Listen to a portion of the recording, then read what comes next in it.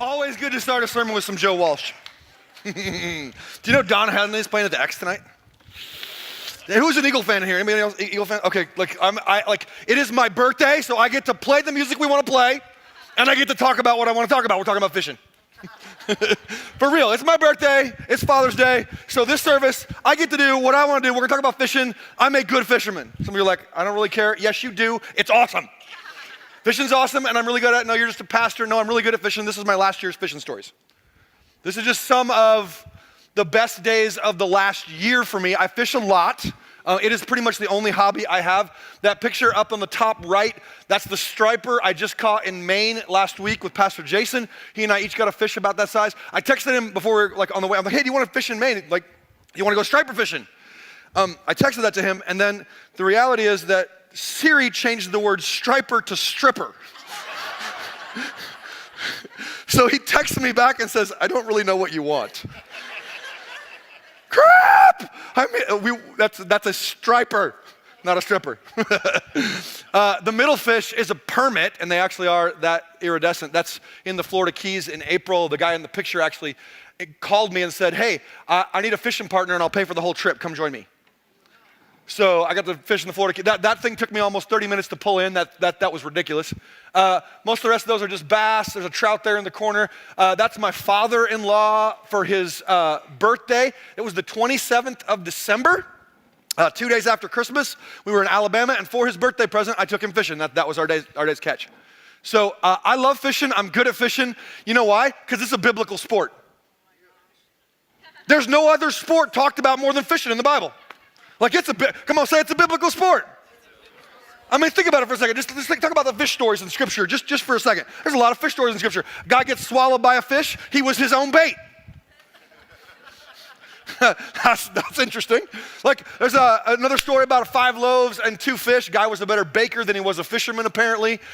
There's a story about a coin that's in the mouth of a fish. In fact, Peter had to pay his taxes, couldn't afford to pay taxes.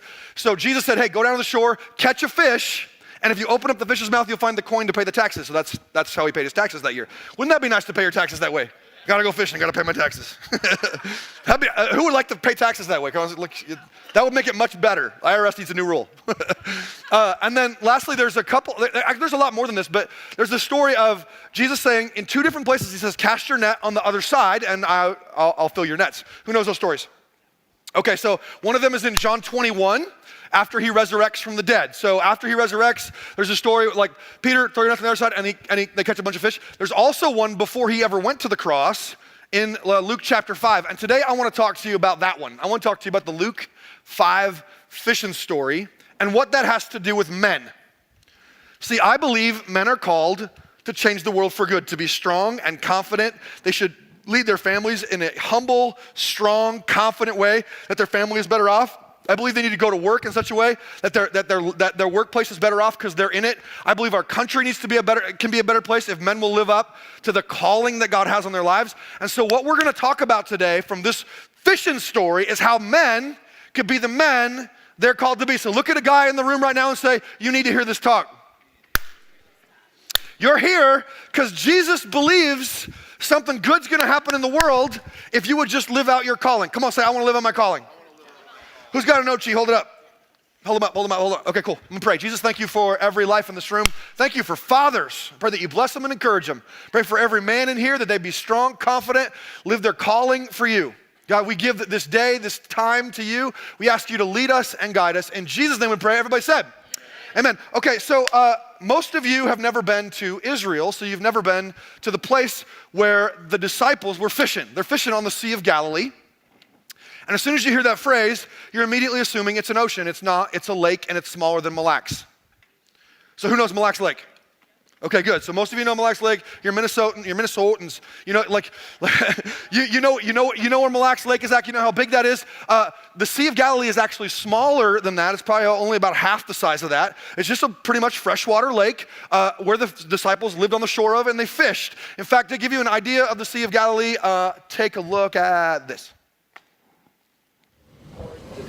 We are on the Sea of Galilee. We are on it. We're not walking on it. Hey, look at me. I got a hat. are boating on it. The Sea of Galilee is around 200 meters. And you know, see that? Aiden, what'd you learn on the Sea of Galilee? I got a hat. So, the only reason why I showed that video is because when the service is over, we have a meeting today for those of you that would like to consider the possibility of traveling to Israel with us in January. We take a trip annually. Like, you know, you're gonna see the places where Jesus was. You're gonna actually be able to stand on some of the places where Jesus actually stood. You're gonna be able to like take a ride on the Sea of Galilee on a boat. Like, there's so many great experiences that you could have. Your faith will come alive. So I want to challenge you after the service not to leave the room, but stay and hang out and let Pastor Kelly talk to you about the possibility of going to Israel with us. And you'll actually see the Sea of Galilee for yourself. But it's not a sea, just a lake. Not even that big of a lake. About half the size of Mille Lacs. And Jesus is hanging out at the shore of this lake. And here's how the story goes. This is Luke 5, verse 1. It says, one day, as Jesus was preaching on the shore of the Sea of Galilee, on this little lake, great crowds pressed in on him to listen to the word of God. He noticed 2 empty boats at the water's edge, for the fishermen had left them and were washing their nets. Stepping into one of the boats, Jesus said to Simon, or to Peter, you find out his name is Peter later, Jesus said to Simon, it's what? It's what? It's owner. Why does that matter? Because how many of you have ever been told the disciples were poor fishermen? May I see your hands? Put your hands up. You've heard, like, disciples are just poor fishermen. It's not true. They weren't poor fishermen. Peter was a business owner. He was the owner of this boat at the edge of the Sea of Galilee. Why does that matter so much? Because this is a desert culture. Nobody can afford the wood even to make a boat. And he owns one, which means he's a successful businessman. In fact, you find out later in the story, he's got 2 partners and another boat. So Peter's doing really well for himself as a businessman, catching fish, feeding his family. In fact, if that helps you out, guys, I want you to understand the disciples were not just homeless guys who couldn't get a job, so they followed Jesus. They were guys who had jobs, who worked hard, who tried to feed their families, who tried to do the best they could in their world, just like you. And then they meet Jesus.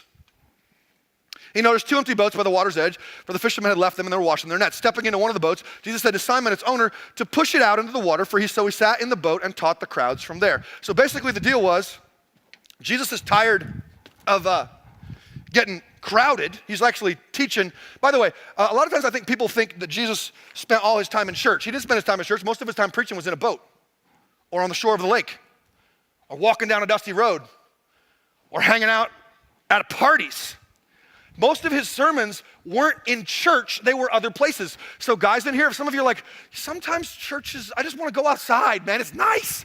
Like, Jesus understands. He spent a lot of time outside with his message. So he's on the shore of the sea, and or this little lake, and everybody's kind of like listening, but they can't hear him very well, so they keep crowding in because they need to listen. So they keep crowding him and crowding him and crowding him. So he ends up at the water's edge, and he's like, dude, I'm gonna end up standing in the water. Doesn't feel like standing in the water. So he jumps in one of the boats, and he says to Peter, the owner of the boat, hey, push this thing out so I can get away a little bit away from the people. So they push it out a little bit. Peter jumps in the front of the boat, and they're sitting there, and they're listening as Jesus preached to them. Now, I got to thinking about this for a second. Think about guys for a second. If your business is going great, you're probably willing to hang out and do all kinds of fun stuff. But if your business isn't going so great, imagine Peter, because if you read the rest of the story, you find out that he had been fishing all night and had caught nothing. What does a guy do if his business is not going great? Does he work harder or less? Harder. So you'd think if Peter's the average guy, he hadn't caught any fish all night, he's like, oh crap, I gotta feed my family. He'd probably still be out fishing. But for some reason, he recognized that it was more important to listen to this guy, Jesus, than it was for him to see his business succeed. And that's not normal for guys. Guys tend to be, man, I gotta get to work, I gotta get this done, I gotta get this done, and if I got any extra time, I'll fit the God gig in. But then we can't figure out why our lives never move in a better direction because we're trying to fit God in rather than putting him first. And so what I need to tell you is I'm gonna give you a little acrostic for how you can live out your calling as men. And the first one is the letter F. Come on, say F. It's brought to you by the letter F. Focus on the spiritual first. Come on, say first. Focus on the spiritual first and then work and play. So Peter had the opportunity to listen to Jesus, but he could have been like, ain't nobody got time for that, I gotta catch fish. But instead of that, he like goes, no, I need to listen to Christ. So he stays in the boat with Jesus. He listens as Christ talks. He listens as Christ is explaining stuff to him. All his spirit is being downloaded with better information and better thought processes because he's just sitting and listening versus running off and trying to accomplish his life. How much better off would you be if you started your day every day, not by running off to work, I'm late for work, I gotta go, and you just bolt out the door. You say, I'm gonna start with Jesus first. Would your life be better? Yes or no? Now, what's fascinating to me is, especially American men, like you get a group of guys sitting at a bar, and they start talking, immediately they start griping about the government. They're griping about taxes and about the culture and everything sucks. Like but like the other day, I was griping about something, and my son goes, "You're getting old, Dad." So like, it's just true, like the older guy, this is bad, this is bad. We started immediately like pointing out all the problems and like that's what guys do. But I would guess your culture would get better if rather than griping about it, you started with Jesus and let his wisdom affect everybody else around you. Right? Come on, say put Christ first. Come on, say put Christ first. What would that look like if you decided, I'm gonna start with Jesus before work and play? I'm gonna give you a couple thoughts. First hour of the day. Men in here, if you wanna see your family move better, your marriage move better, your career move better, you start the day with Jesus. Every day. So you roll out of bed, and like the thing that I was taught when I first became a believer was knees before the feet. So rather than putting my feet on the floor and then running for the toothbrush or the bathroom, my knees hit the floor before my feet. I roll out of bed on my knees and go, Jesus, I just give you this day. I ask you to lead me. I need your wisdom in order to succeed. Is your day gonna be better off if you do that? Yeah. And then you grab a Bible. You just take a couple minutes and you grab your Bible and you open it up. Maybe you go to the book of Proverbs, the book of wisdom.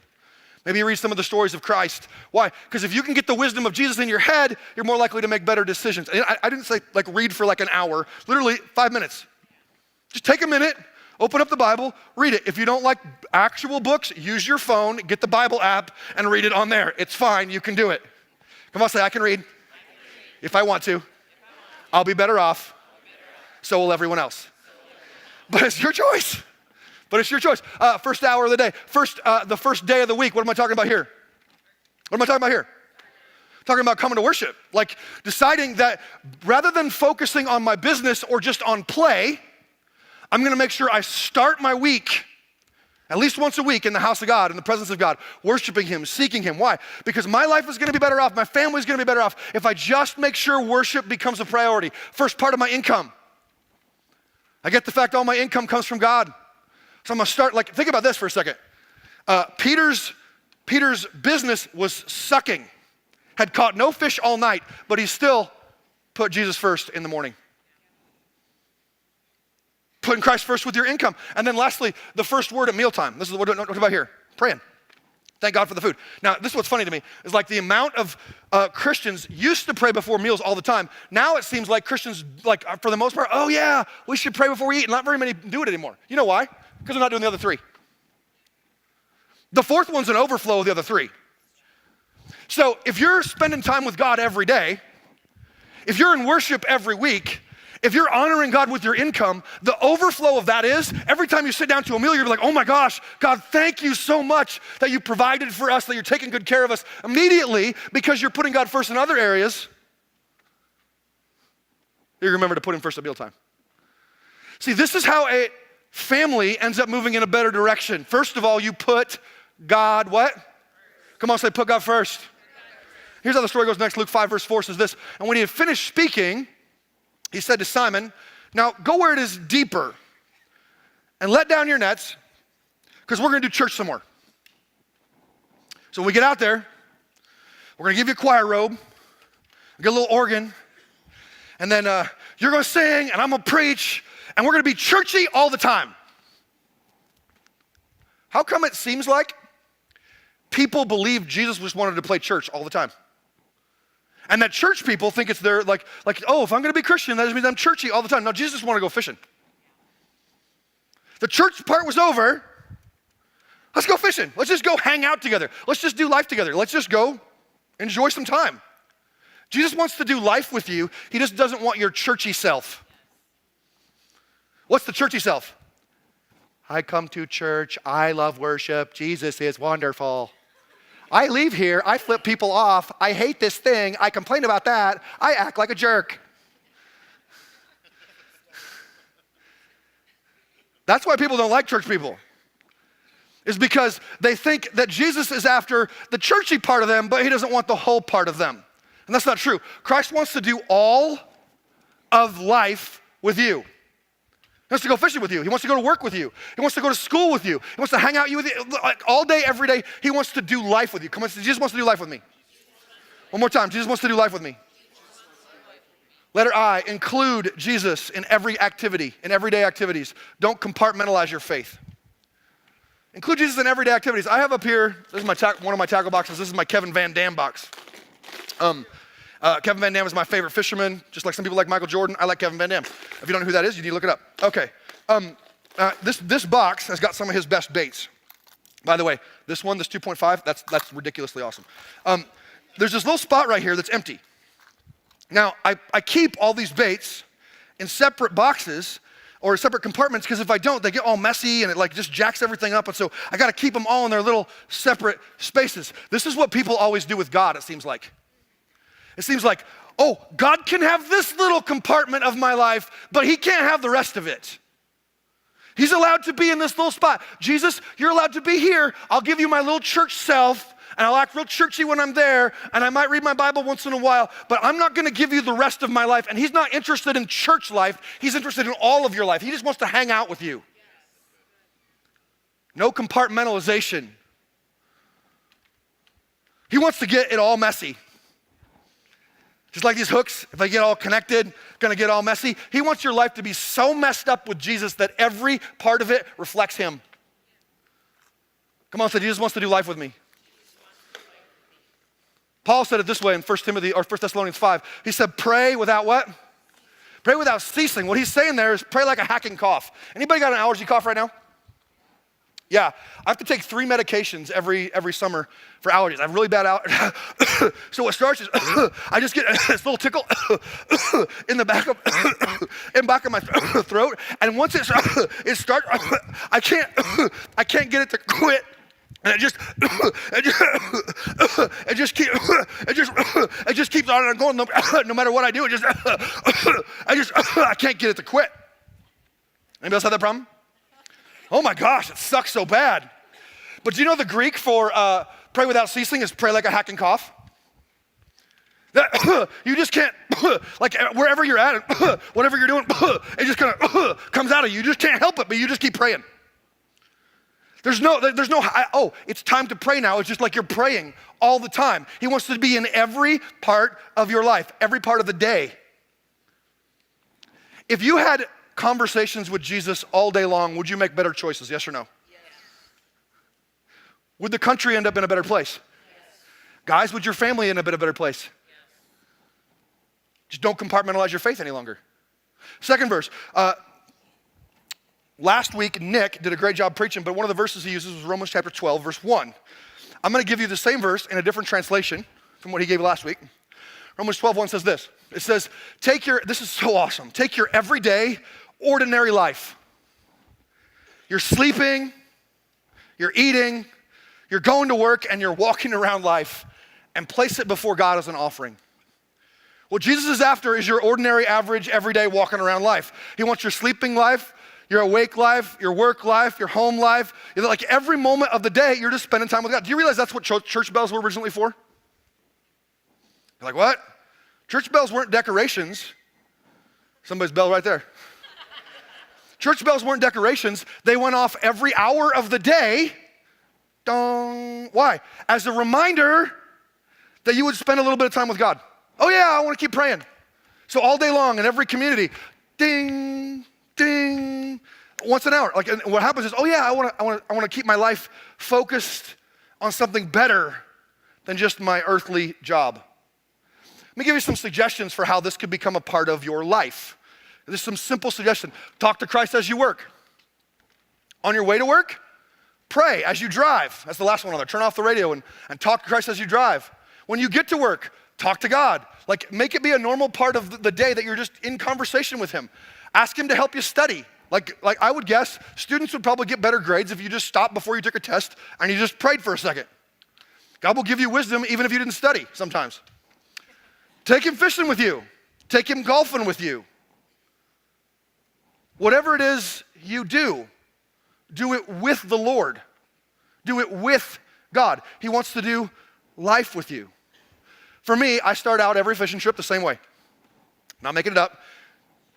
Hat comes off. Jesus, I recognize you're the greatest fisherman on earth. You helped the disciples catch more fish than anybody else ever caught. So today I help you to help me catch a ton of fish. I pray that as I cast, that you will bring fish to my lure and I will succeed at this. All right, let's go fishing. Pretty much every time I fish, I pray that prayer. A couple years ago, this was back, Kelly and I were newly married. I was hanging out with a buddy. His name was DJ. He was not a believer. DJ and I are fishing, and I had forgotten to pray before we started. We weren't catching any fish. He knows I'm a pastor. He's not a believer. I'm like, hey, DJ, can we just stop and pray? And he's like, okay, like whatever. I'm like, hold on, just take the hat off. And I prayed the prayer, like, hey, God, I know you're the greatest fisherman ever. Can you please help us catch some fish? And help DJ catch a fish too. Put my hat back on. DJ cast. Boom, next cast, catches a fish. He looks over at me and goes, whoa, does it always work like this for pastors? I'm like, no, that was weird. But you know, later that same day, I led him to Jesus. Later that afternoon, it started raining. We get off the water and we're kind of driving down the road. It's storming like this, like really. And we're driving down the road, and I remember looking over him at some point and just saying, hey, so what do you think about the faith thing? I'm not really sure. And we got to talking. A few minutes later, we just pulled the car over to the side of the road, and right there on the side of the road, he prayed and gave his life to Jesus. Because we were bringing Jesus into everyday average life. And when you bring Jesus into everyday average life, Jesus starts to show up. Come on, what you want is God to be real. In order for him to be real, you have to invite him into the normal, not just the churchy world. Come on, so Jesus wants to do life with me. He wants to go fishing with you. He wants to go golfing with you. Walk with God like that. You'll walk into something better. Story goes on, Luke 5, verse 5. Master, Simon replied, we worked hard all night and we didn't catch a thing, and you want me to throw the nets over again? And then this is the greatest phrase ever. But if you say so. Ever had your kids say that? Well, whatever, Dad, if you say so. Who's ever had a kid say that to you? If you say so, Dad, fine, I roll here.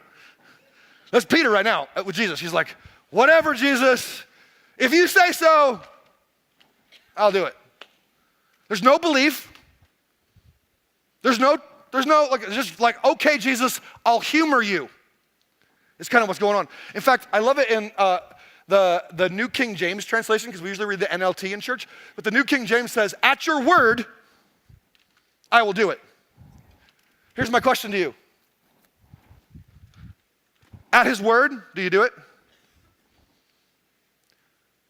I know it doesn't always make sense, and it's like weird, and like that didn't make any sense to me at all. But like, okay, Jesus, I'll just humor you. I'll do it even if it doesn't make sense. Is that who you are? Or does it always have to make sense in your mind first? If it always has to make sense to you, your intellect is more valuable than his word. See, some of you don't need more faith. You're like, if I just had enough faith, I'd do it. You don't need more faith. You just need to finally obey, and then you'll get some faith. Is your life at his word? I'll do it. I don't understand it. It doesn't make sense, but if that's what he wants, okay. And that brings me to letter S. Submit to Christ's commands, even if they don't make sense. Submit to Christ's commands, even a lot of times, man, stuff just doesn't make sense, but God's like, just trust me. I was thinking about fishing. Many times, fishing doesn't make sense to people who don't fish. Like, I go trout fishing, and when I go trout fishing, I'm up at 4:30 in the morning. That does not make sense to people.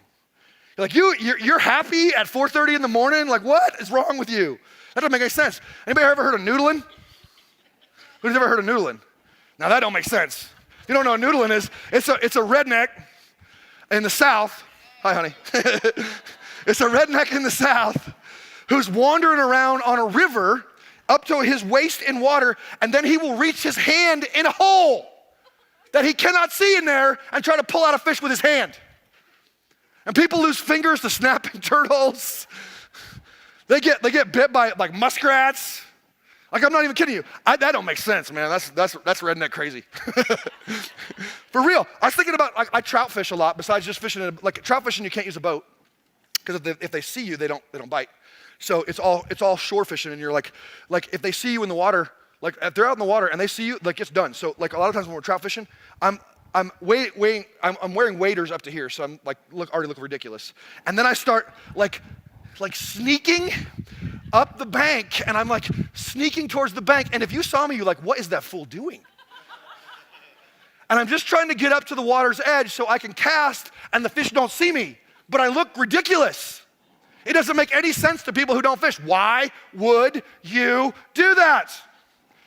In the same way, many times the things Jesus asks of us don't make any sense to us at all, and we have to trust that he's good and he knows what he's talking about.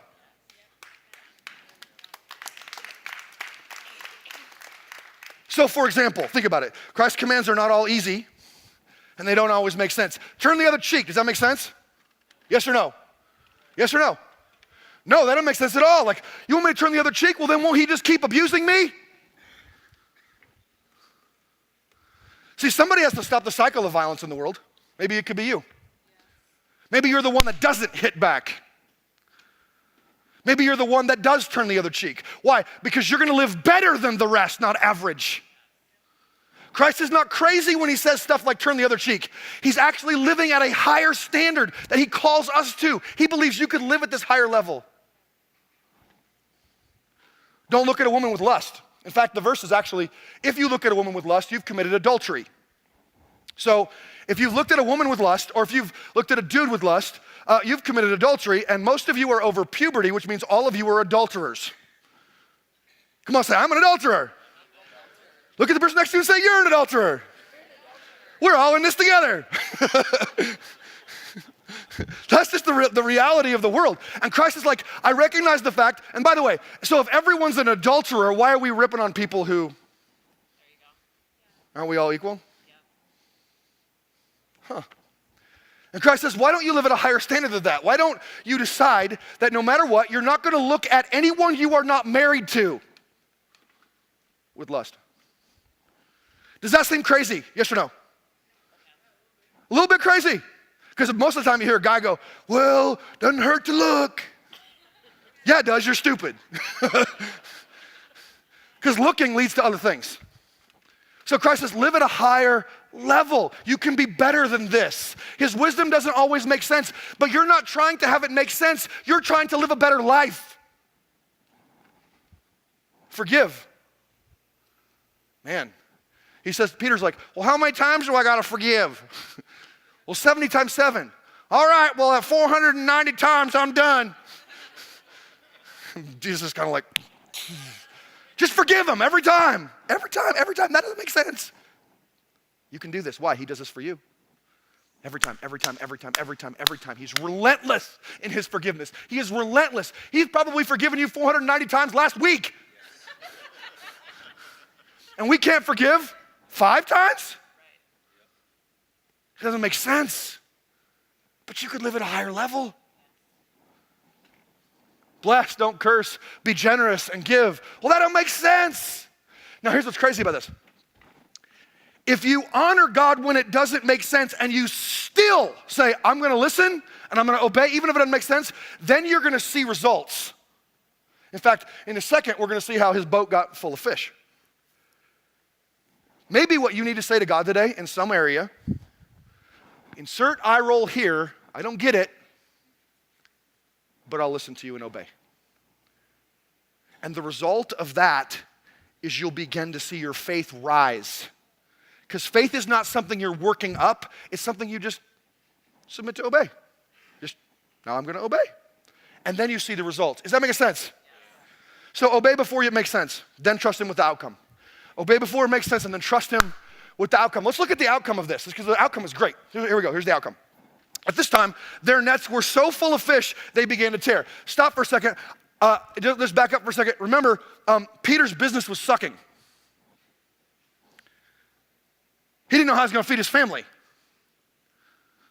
And all of a sudden, in an instant, in a second, I want you to understand that if God's favor shines on you, in an instant, you'll have overflow. But the only reason why his nets were full was because he let them down even though he couldn't understand it. What's the thing that you don't understand that you just need to do anyway? Because that's when it's gonna finally click and something's gonna finally happen. And at this time, their nets were so full of fish they began to tear. A shout for help brought their partners in the other boats, and soon both boats were filled with fish and were on the verge of sinking. When Simon Peter realized what had happened, he fell to his knees before Jesus and said, "Oh Lord, please leave me." What? I'm a sinful man. Like, people have two reactions when God shows up.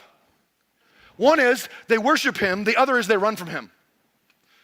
So many times I have talked to people who came to a service here and they were like, I felt like God was just talking right. I thought the preacher must have known he was all up in my shiz. Like he was like telling me the whole deal. I was like, the hair in the back of my neck is kind of standing up.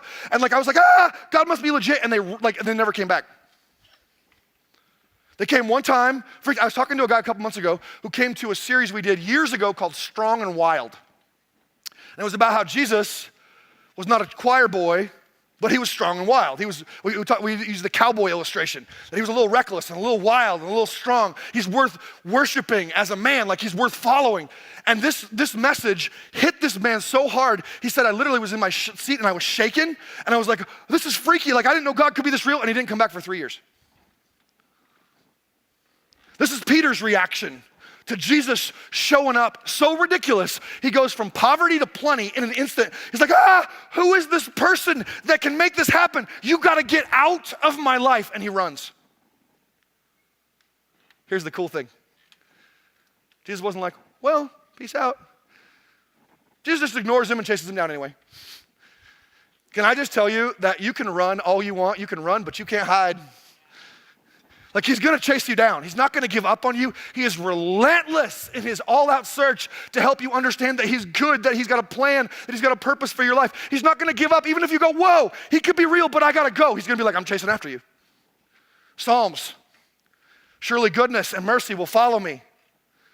Now, sometimes he'll use goodness and mercy, but I'm just gonna be honest with you. Sometimes he'll use goodness and mercy, but if he can't get your attention that way, but he's gonna get your attention. He's gonna do whatever it takes for you to understand that he's worthy of worship, he's worth following, and when you give your life to him, something better could occur. And so Peter says, get away from me.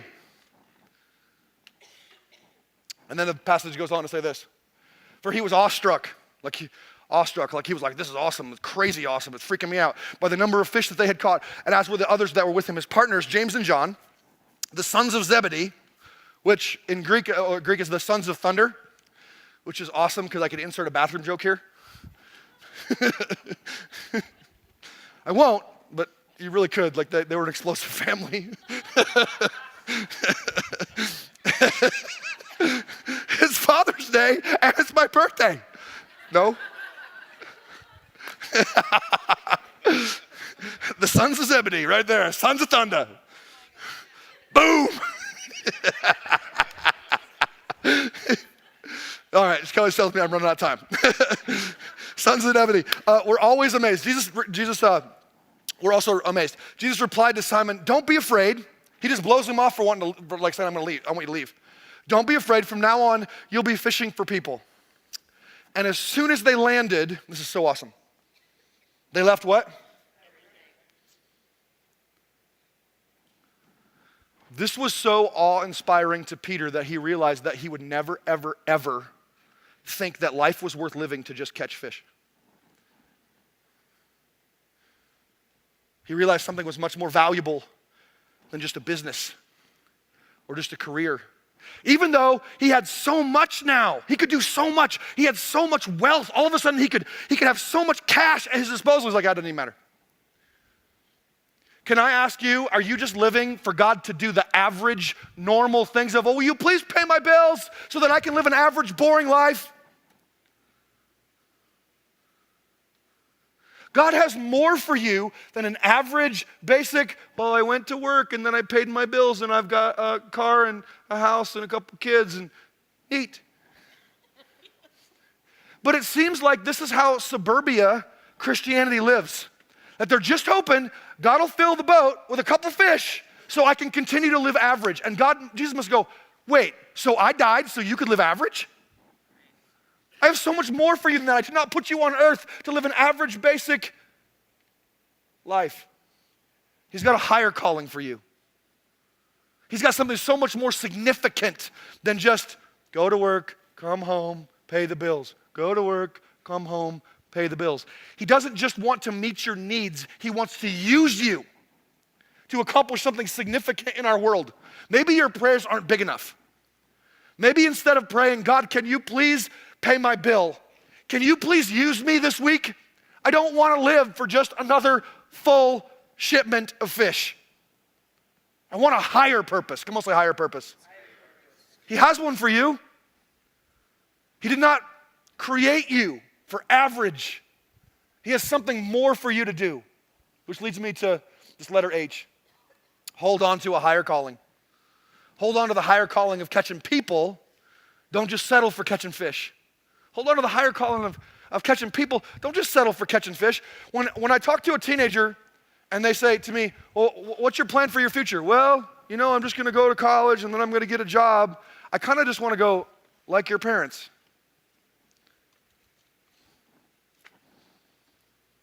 Couldn't you do something greater than that? Now, I didn't say don't get a job and don't go to college. Don't be a bum. But can't you go to work for a higher calling? Can't you go to school for a higher calling? Can't you realize that you're placed on earth? Maybe I still have to keep the job I'm at. I can't just quit it and move to Africa. But maybe I'm called to go to work tomorrow with a mindset of, I am here to change this place, and I'm not going to give up even if nobody cares. I'm going to be relentless in my pursuit of helping somebody else. Like, when was the last time you went to work and there's that person whose life is just falling apart, it's becoming a train wreck, and rather than observing, you actually try to do something. Oh, well, I don't really want to get up in their shiz, so you're just going to watch the train wreck. How does the world change? Go play in traffic. It's one of the things I love to tell pastors when they're like, I'm bored. Go play in traffic. Nobody ever changed the world watching the cars go by. Nobody ever changed the world watching the same person come to work drunk day after day after day after day, and you don't try to help.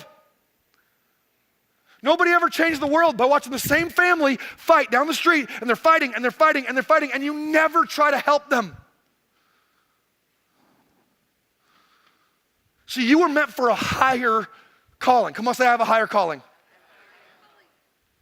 So how are you going to live out that higher calling today? How are you going to live it out this week? You're meant for more than average. You're meant for more than just catching fish. What are you going to do besides just the status quo so the world changes for the better? For some of you, I don't know. Maybe it's going to be you're actually going to open up your mouth and pray for somebody at work. Just simple. For some of you, maybe at lunch today, you're going to go to a restaurant for Father's Day. You're going to scope out the restaurant. And then you're going to anonymously buy lunch for some other family in the restaurant without ever telling them, and they're not from the crossing. Why? Just to be good. Because you're at a higher calling. Maybe instead of just going and buying groceries this week, you're going to buy 2 extra bags of groceries, and you're just going to take it to somebody else's house in your neighborhood and put it on their front step and bail. Anonymously. Why? Just because you're being good. What if they don't need it? Who cares? You're being good. When is the last time you did something unselfishly in a positive way to create a difference on planet Earth? There's so many things you could do, but if all we're ever praying for is, God, give me a paycheck, the world never changes. You're created for something more than business. You're created for His higher calling and His business.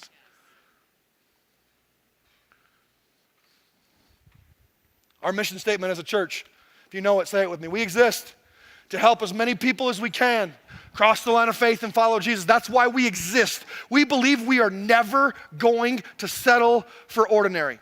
I'll give you another simple suggestion. Over the last few weeks, we have let you ask all the questions you wanted to ask. We're going to do the series, who knows about it? It's called Can I Ask That? We've collected hundreds of questions over the past 4 weeks. actually 5 weeks, and said, what do you want to know about God, faith, the Bible, Christianity? What's keeping you from faith, or what's keeping your friends from faith? And like the same questions got asked over and over and over again. We actually sorted these questions into categories. And next week, we're going to answer the number one question that was asked of all the hundreds of questions that were asked. But before I show you what it's going to be, can you get your phone out? Why don't you get your phone out? Everybody got a phone? Get your phone out, and here's what I want to ask you to do. We are doing the next 4 weeks so that you would live at a higher calling. I am going to address issues in this church that I have never addressed before that are going to be really hard for me. I want you to pray for me. I've never had to address some of these questions. These are the questions that non-Christians are asking. It's the questions you're asking. And we might see somebody come to know Jesus if I'll just embrace the uncomfortability of talking about some crazy topics. Here was the number one question asked. If you know somebody that needs to hear this topic, I want you to take a picture of the slide and I want you to text it to them. Number one question that was asked, this was asked 42 times. Are there unforgivable sins like suicide? Are there unforgivable sins like suicide? They were all combinations of the following questions. Can I keep sinning and still be a Christian? What's sin and what isn't? Who makes the call? The churches just make up what's a sin? How do we know that's a sin and that's not a sin? What are some sins worse than others? Are there unforgivable sins? If you sin in some ways, can you lose your salvation? If you know somebody who needs that conversation, man, text them that. Dude, this is what we're talking about next week. That's the conversation we're going to have next week. The second week of the series is the second greatest question that was asked, and I've never preached on this in 13 years of the church. Since the church started, I've never touched this topic. Can I be gay and be a Christian? Now, why am I going to cover this topic? Because the question was not asked, what about gay people? It was, I'm already gay.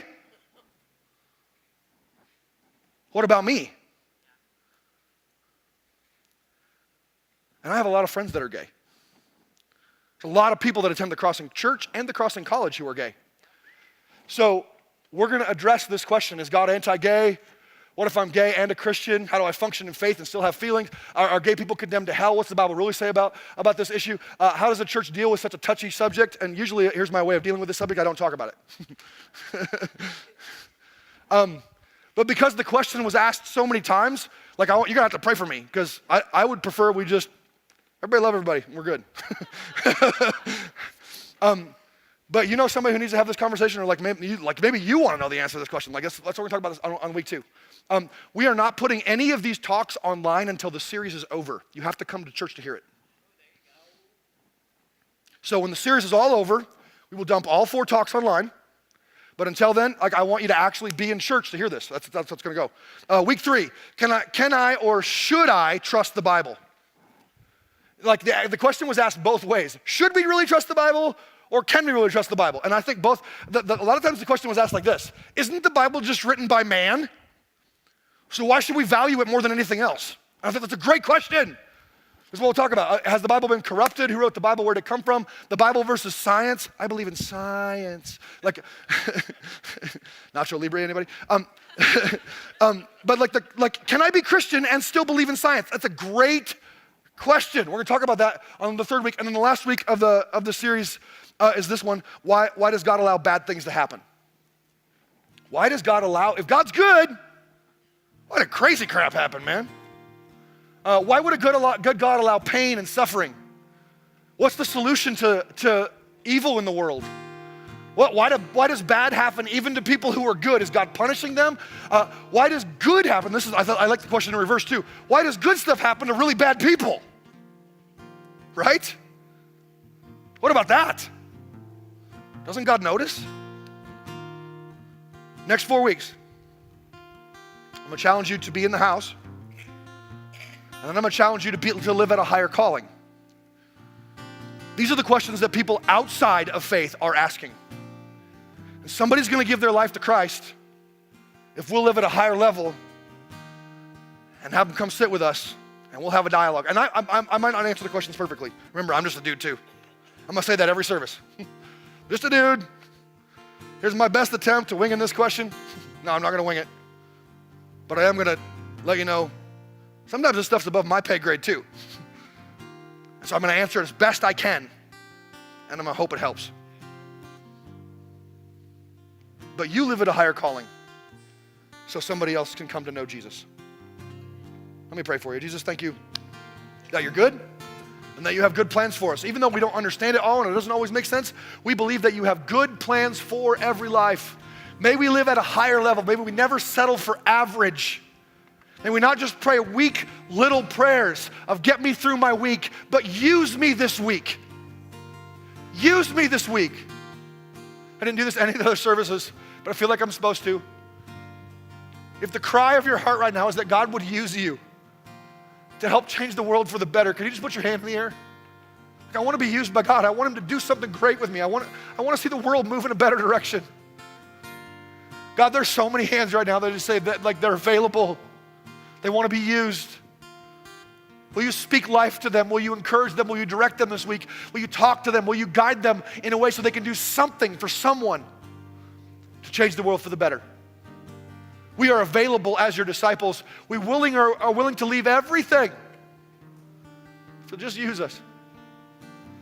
In Jesus' name, amen.